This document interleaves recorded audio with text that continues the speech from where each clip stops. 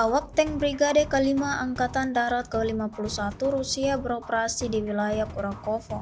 Rekamannya ramai beredar di media sosial Telegram pada Kamis 31 Oktober 2024. Pertempuran antara Rusia dan Ukraina telah berlangsung lebih dari 900 hari. Brigade Kelima Rusia membuat jalur di garis pertahanan ini, memusatkan tembakan tank dan artileri di satu tempat. Para komandan Ukraina menyadari bahwa celah ini akan segera diikuti oleh terobosan lapis baja Rusia, dan mereka membuat keputusan yang tidak biasa.